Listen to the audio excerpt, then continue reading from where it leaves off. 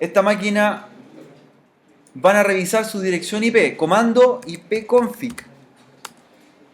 ipconfig en el servidor. Y lo que va a hacer usted, va a anotar la dirección IP, ¿cierto?, que tenemos de la red, que le entregó el comando, y lo vamos a agregar en forma estática al servidor. Ojo, no todos pueden tener la misma IP. Por ejemplo, a mí me entregó el IP 192.168.1.53 y esa IP yo la voy a anotar. Con la máscara dice de red subnet max 255.255.550 y el gateway 192.168.1.1. Hay que agregarlo. Entonces, ¿qué vamos a hacer nosotros? Cada uno va a ejecutar el comando ipconfig que está ahí y va a ver el resultado que le entrega. Y ese resultado que le entrega lo hay que ponerlo en forma estática. Anote su IP inmediatamente. Papelito para que después lo agreguemos en forma manual.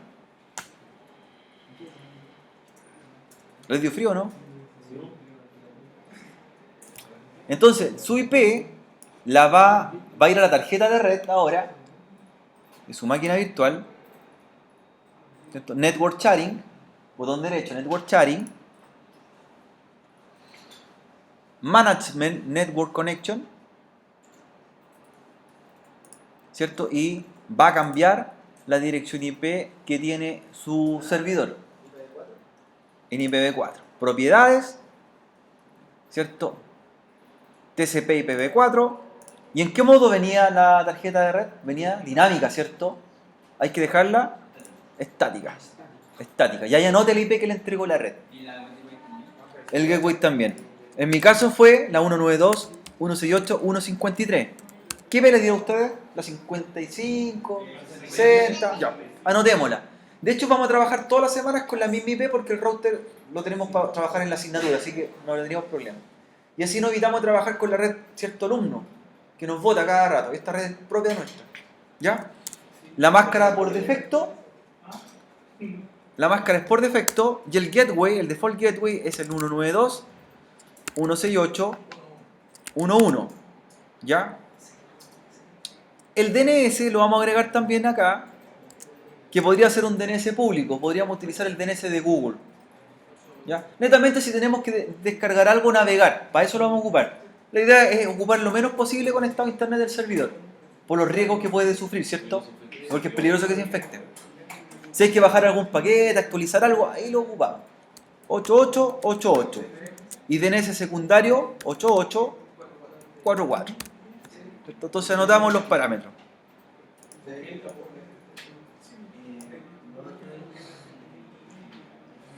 Regla número 2. Ya sabemos que el servidor tiene que tener IP estática. 8844 el segundo. 8888 y después 8844. Otra regla, ¿los servidores se pueden llamar todos iguales? No. Todas las máquinas tienen que llamarse distintas. Un nombre propio, cada servidor de red. ¿Ya? Otra regla que hay que considerar también cuando estemos trabajando.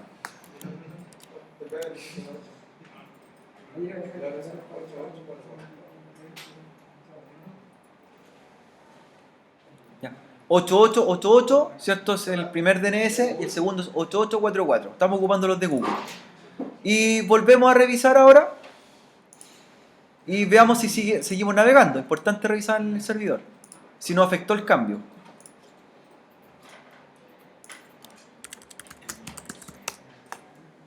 No deberíamos tener problemas.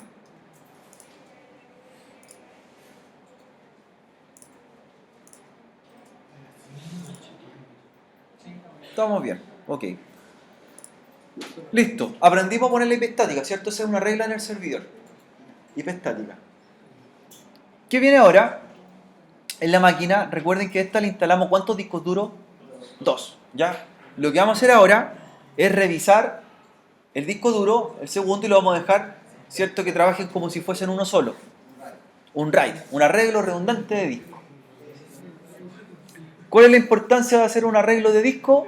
Recuerden que aquí tenemos la información más importante de la empresa, aquí van a estar las bases de datos, por lo tanto no podemos tener el riesgo o correr el riesgo de que exista un solo disco duro, falla el disco duro y quedamos con las bases de datos inutilizables.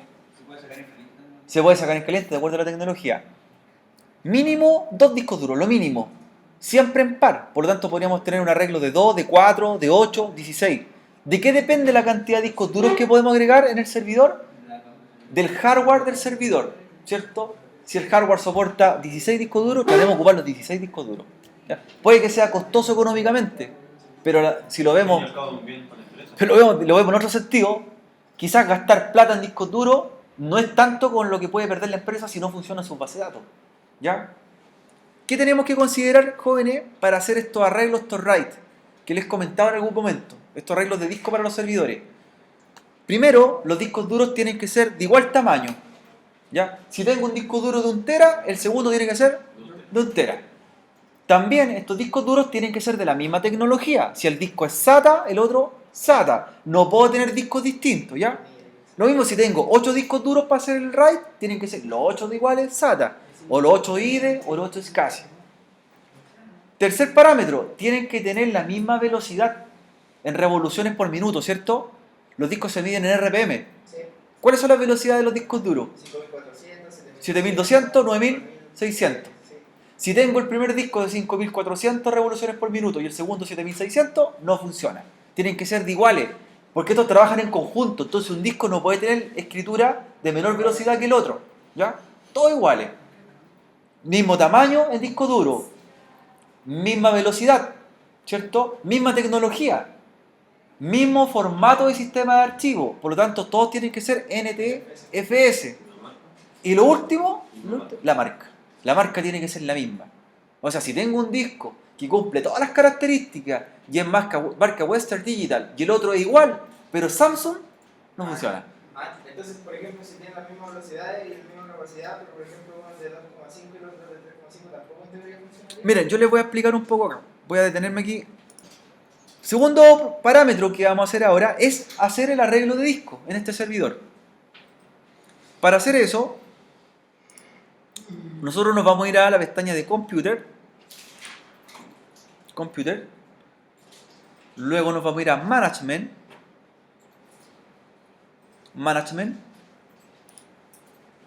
Y les va a abrir el panel de administración del servidor Windows 2000 Server. Recuerden que este servidor todavía no es ni Oracle ni SQL Server. Lo estamos preparando para ello.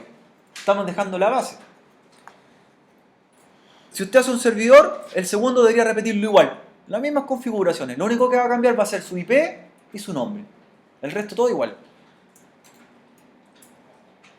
En la pestaña, ¿cierto? Que se abre llamada Storage. ¿La pillaron? La que dice Storage, que es la última. Usted va a desplegarla y le va a aparecer dos menús. Uno que se llama Windows Server Backup y la segunda se llama Disk Management. Nosotros en Disk Management vamos a trabajar. Lo pincha y lo primero que les puede aparecer es un asistente que les va a mostrar un disco duro. ¿Cierto? Que le dice, encontré un disco duro. Usted lo que va a hacer es cancelar. Cancele el asistente. Le aparece esto, ¿cierto? Sí. Que es lo que dice que encontró en el hardware otro disco adicional. El disco 0 es el que tenemos nosotros de un principio y el disco 1 fue el que agregamos. ¿Podríamos hacer un arreglo de más discos también en este taller? Sí, pues. Pero siempre y cuando sean números pares. Puede ser de 2, de 4, de 8. ¿Cierto? Vamos agregando discos todos iguales, de 20 gigas, todos iguales. Ya. ¿Qué es lo que vamos a hacer? Cancelar el asistente. Y nos vamos a encontrar con los siguientes jóvenes. Va a aparecer el disco original que se llama disco 0, ¿cierto? Disk 0.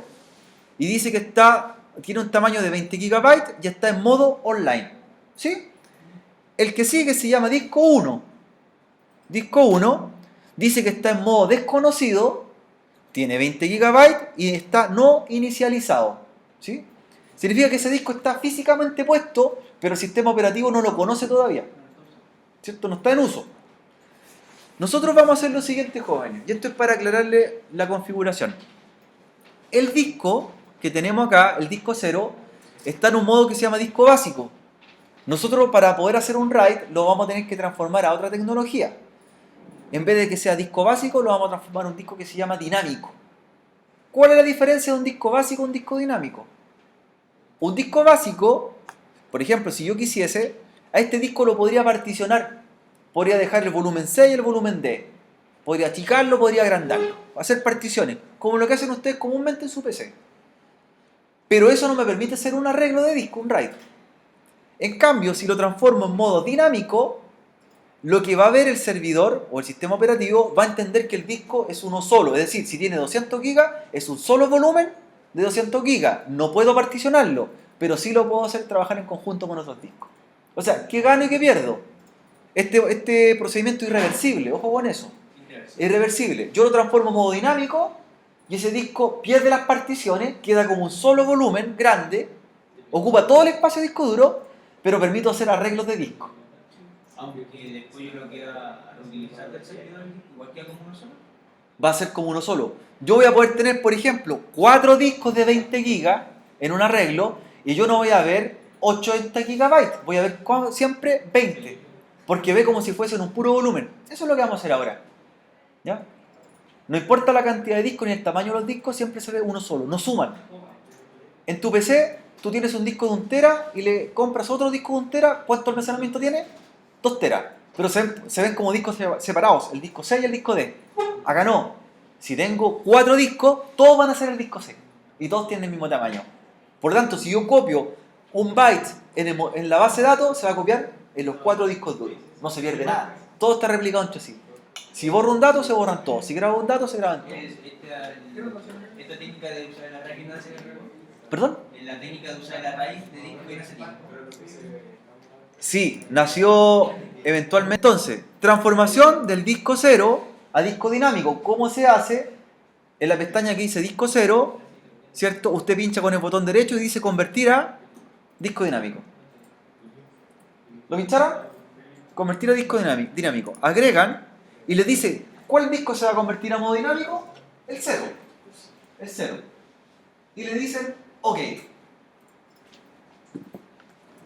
Y le dicen, OK. ¿Cierto? Y nos dice que el disco 0 se va a convertir a modo dinámico, convertir. Nos da la advertencia, esa advertencia nos indica o nos dice que va a quedar una sola unidad el disco. O usted no va a poder particionarlo, nada más. Nos da la advertencia, le decimos que sí. Y el disco va a cambiar de color azul a color verde. ¿Cierto? Cambió un tono verde. No sé si se alcanza a apreciar. Y dice que son dinámicos. ¿Cierto? Este disco ya no lo puedo dividir, ¿cierto? No va a poder quedar como... Fíjense, ya no quedó como disco 0. Perdón, como disco C, perdón. Sino que quedó como un disco de 20 gigas. Y en verde, perdón. Ahora tenemos que transformar el segundo disco. Ahí. Pero es una sola unidad. ¿Ya? Segundo disco, el disco 1. Sí, pues miren lo que va a pasar ahora. El disco 1, botón derecho. Primero debemos inicializarlo porque el disco está off. Levántelo. ¿Cómo levanto el disco 1? Con el comando que dice inicializar disco. Nos pregunta, ¿cuál disco vamos a inicializar? El disco 1. Si tuviese un listado de discos, aparecen todos de una vez. Los 4 discos más que tuviese, los 6 discos más. Le damos OK. Y el disco cambió de offline a online. Pero sigue siendo disco básico. Tenemos que transformarlo igual que el disco anterior. Si yo tengo 8 discos duros, este procedimiento lo hago la primera vez. Nunca más lo vuelvo a hacer. ¿Ya? Cuando uno los convierte a disco dinámico y crea un RAID, después simplemente falla un disco, yo saco el malo y pongo un disco bueno en su reemplazo, y automáticamente el sistema operativo comparte y copia todo lo que faltaba. Queda hecho. Esto es una sola vez. Esto se hace al principio. ¿Ya? O sea, entonces al principio tengo que establecer la cantidad de discos que voy a usar. Claro, de un principio sé cuántos discos voy a ocupar, incluso igual podría agregar más discos después, pero en esos discos nuevos debo hacer el mismo procedimiento. Pero es una sola vez, yo no tengo que hacer nunca más esto. ¿Ya? Miren, disco 1 lo tenemos en modo, perdón, disco 0 modo dinámico. Disco 1 hay que convertirlo en modo dinámico también. Convertir a Dynamic Disks. Y le damos OK. ¿Ya? El disco 1, le damos OK. ¿Cierto? Van a pasar unos segundos. ¿Y en qué lo transformo ahora?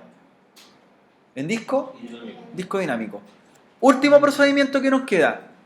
Tenemos que transformar este en un arreglo en el cual el disco 0 sea una copia del disco 1 y el disco 1 sea una copia del disco 0. En realidad vamos a tener 2 discos físicos, pero se van a ver solo uno. Van a trabajar en conjunto.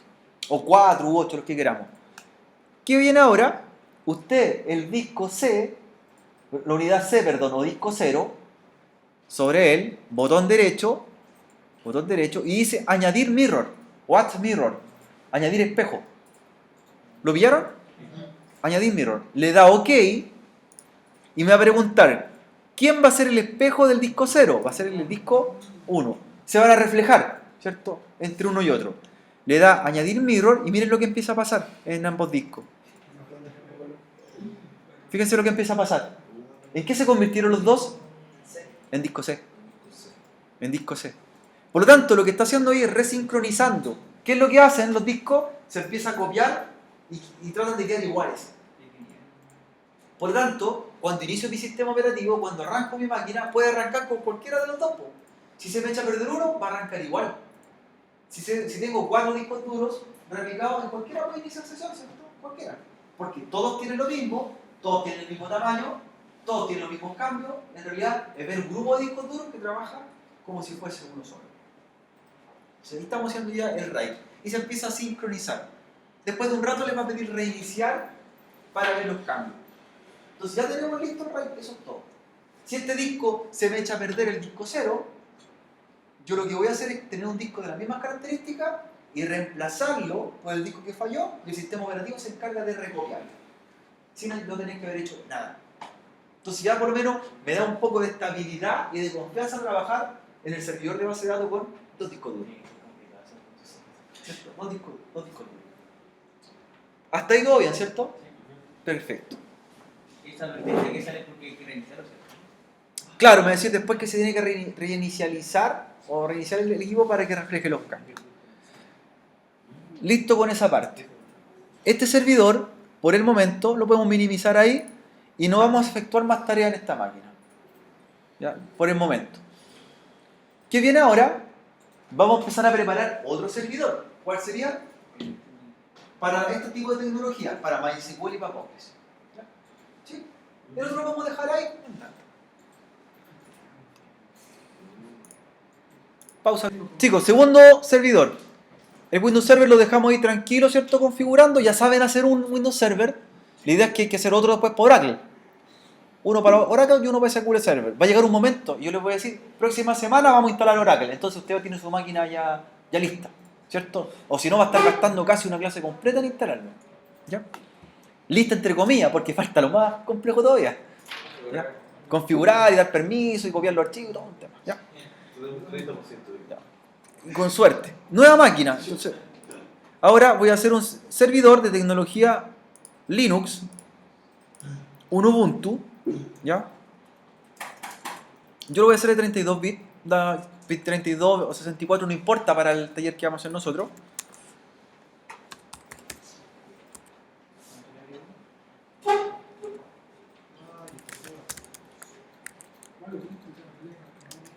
Yo voy a hacer Linux Server 1DB. Profe, ¿cuál de los puntos el que vamos a jugar? Ubuntu Server 14.4 y cualquiera de las versiones. ¿Ven? Cualquiera, de lo mismo cualquiera. Ya. 3264. Usted elige de acuerdo a la arquitectura de su PC. La RAM aquí nos cambia bastante, jóvenes, en lo que vamos a trabajar nosotros con Microsoft Windows y los motores como SQL Server, que nos pedía 1 a 2 GB de RAM.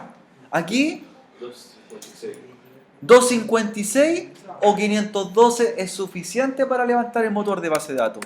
Aunque no tiene interfaz. Sin interfaz gráfica. Listo. 256 megabytes. ¿Ya? Yo siempre le doy los parámetros mínimos.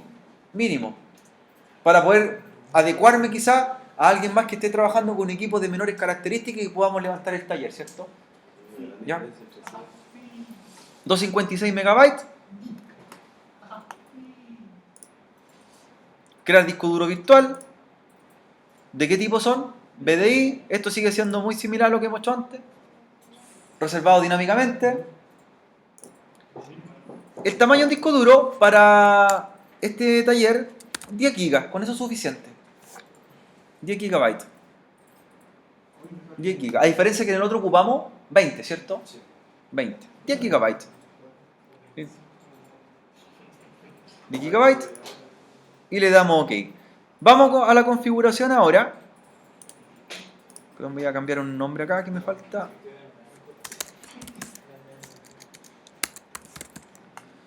En la configuración hay que, recuerden, modificar la tarjeta de red. La red tiene que ser en qué modo? Adaptador puente. Ya, igual que en el anterior, permitir todo. ¿Todo bien hasta ahí?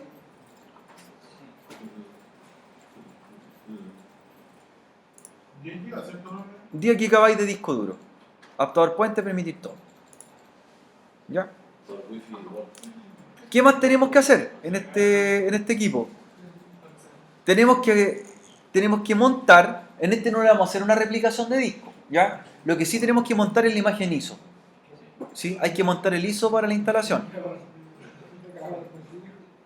De ahí usted selecciona su Ubuntu. Por ejemplo, yo voy a trabajarlo con Ubuntu Server 14.4 32 bits, que es el i386. Si yo aprendo a controlar SATA, también me aparece la opción de añadir un disco. ¿En dónde tengo que añadir el disco? ¿Importar cualquier dato lo añado? No, por el SATA, no en el IDE. En el mismo controlador. Ahí tú agregarías un segundo disco duro. ¿Ya? Listo. Nada más. Un disco duro, lector de CD, estamos ok. Vamos a comenzar la instalación. ¿Ya? Iniciar. Para la configuración previa del servidor.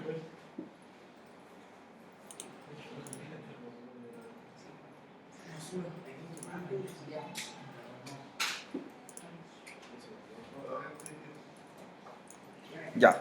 Lo primero que va a preguntar es ¿qué cosa? Idioma. Idioma. ¿Cierto? Vamos a seleccionar español.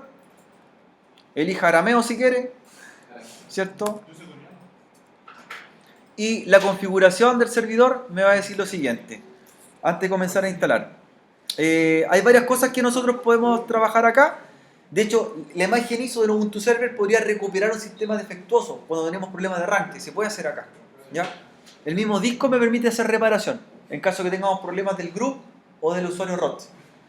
En este caso vamos a instalar, ¿cierto? Instalar Ubuntu Server. Instalar Ubuntu Server. Sí, instalar Ubuntu Server. Nos va a preguntar la ubicación geográfica. Vamos a elegir Chile. Chile. Ya. Nos va a preguntar si quiero seleccionar algún tipo de teclado en especial. No, con el que viene por defecto. Español por defecto. No estamos haciendo casi ningún cambio previo acá. Distribución del teclado por defecto. ¿Te fijas todo por defecto? Si tiene la Q, o sea, la Q. En realidad yo te recomiendo dejarlo por defecto. Déjalo por defecto. Todo en español. Todo en español. De hecho es difícil que ocupemos comandos que tengan letra ñ. Es difícil. No hay comandos con ñ. ¿Ya? ¿Ya? Y va a empezar desde la imagen ISO, va a empezar a montar los componentes necesarios para que levantemos nuestro motor de base de datos. Hace una revisión de hardware, el sistema operativo antes de instalarse. Y luego vamos a empezar con la configuración previa. Vamos a esperar unos segundos. Vamos a pausarlo. Ya. Deben colocar un nombre o asignar un nombre a la máquina. Ya. No puede quedarse como Ubuntu.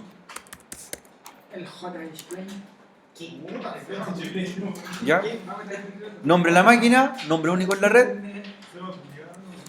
Luego el nombre del usuario. Sí. Nombre del usuario, su nombre completo. ¿Ya? Que es el identificador, no es el nombre de inicio de sesión. ¿Ya? Y ahora viene el nombre del usuario. Aquí acostumbren a usar la inicial y el apellido, como lo que hicimos en el otro sistema operativo. El usuario por defecto en Windows Server es Administrator. El usuario por defecto en Linux, ¿cuál será? Root. ¿Ya? Entonces tenemos nuestro usuario creado. Asignan contraseña. Y no la olviden la contraseña, anótenla. ¿Ya?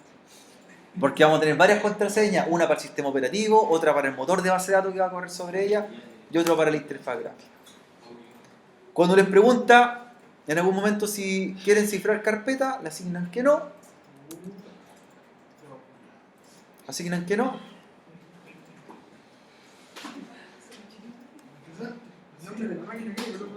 El nombre, ¿cómo se llama el servidor? Po? El nombre que le va a dar. ¿Ya? Cuando nos pregunta la ocasión horaria, por defecto, en este caso detectó que es América Santiago, ¿cierto? Que es lo más cercano que tenemos nosotros. ¿Qué va a hacer?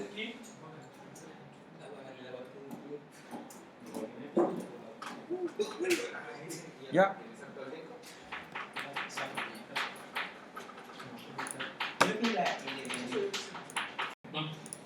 Cuando nos pregunta por el particionado, ya, tomamos particionado guiado. ¿Qué es lo que hace? Toma todo el disco duro. Es parecido a lo que hicimos recién en Windows Server. Todo el disco duro. No vamos a hacer ni particiones ni nada extraordinario. Utilizar todo el disco.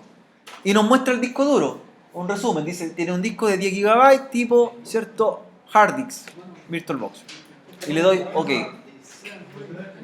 ¿Ya? Y me dice que va a borrar todo lo que existe en el disco duro y va a dejarlo como una sola partición. Ya, perfecto.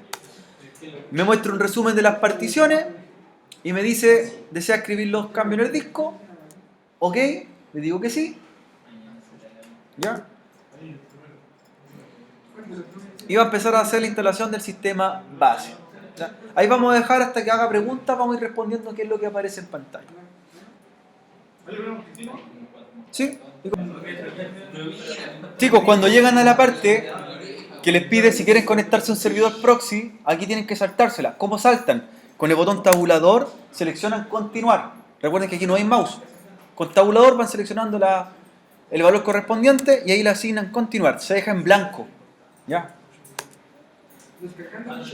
Y sigue bajando componentes. Ya, hay una parte que le pregunta por actualizaciones, ¿cierto? 100 actualizaciones. Nosotros vamos a instalar los paquetes necesarios para el motor de base de datos después. Por eso lo dejamos por defecto. 100 actualizaciones. Y uno podría hacer, por ejemplo, un Windows Server 8 o 2008. 2008, pero usando, por ejemplo, un motor de base de datos como Postgres. Sí se puede, pero nativamente no es lo ideal. Se puede. De hecho, podría montar MySQL sobre Windows Server, pero recuerda que aquí está la integración total, un LAMP. ¿Ya? Mira, ¿qué viene ahora, jóvenes? Aquí hay que poner atención. Cuando estamos instalando el servidor, viene muy de la mano con las tecnologías de base de datos open source. Por ejemplo, me podría decir que instalo un LAMP directamente. Linux, Apache, MySQL y PHP. Me prepara una máquina, me la deja lista. O también podría ser, ¿qué motor de base de datos? Postgres. Pero la idea es que nosotros aprendamos a hacerlo, ¿cierto? Porque ocupar este asistente, ¿qué voy a instalar yo? Nada, po. Nosotros lo que vamos a hacer es saltarnos, ¿cierto? Con el tabulador hasta que diga continuar y no marcar ninguno. No vamos a seleccionar ninguno de las pestañas. Ojo, no vean que le aparezca así marcada, porque si le marca uno se va a instalar. Tienes que ir a continuar y que no esté marcada ninguna. Pero en la práctica se puede hacer directamente. Pero no queda bien configurado porque te lo hace un asistente. Le des que tú instales cada componente a mano y aprendas a hacerlo. ¿Ya? Si no, tendría sentido usar un asistente que hiciera todo por mí y no sé qué cosa instalar en realidad. Por eso lo vamos a hacer a mano. Entonces, cuando nos preguntan qué conjunto de paquetes necesitamos, ¿qué le declaramos? Ninguno. Y luego continuar. ¿Ya?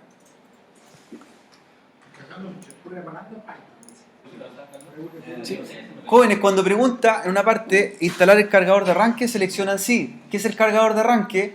Es la interfaz que me permite decidir con qué sistema operativo entrar y que me muestra mi login para acceder.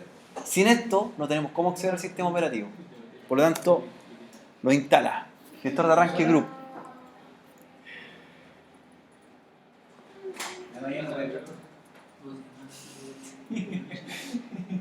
Ya instalación completa. ¿Cierto? Continuar. Me va a arrancar la terminal ahora y va a quedar listo para iniciar. Pero no está configurado, ¿cierto? Vamos a probar. Arranca el sistema operativo. Está haciendo una revisión del hardware que va a tener el servidor. Tarjetas de red, ¿cierto? Sistema operativo que esté corriendo en forma correcta. Haciendo sus pruebas necesarias. Imagínate le pasa eso.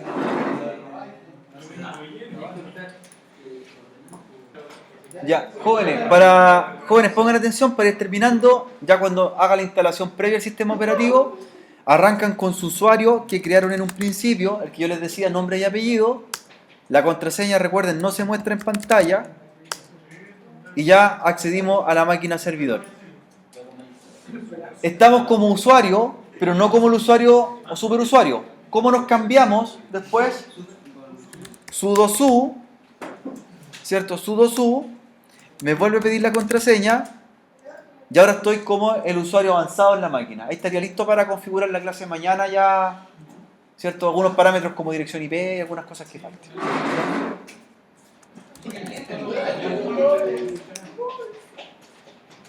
¿Ya? ¿Cómo apago la máquina?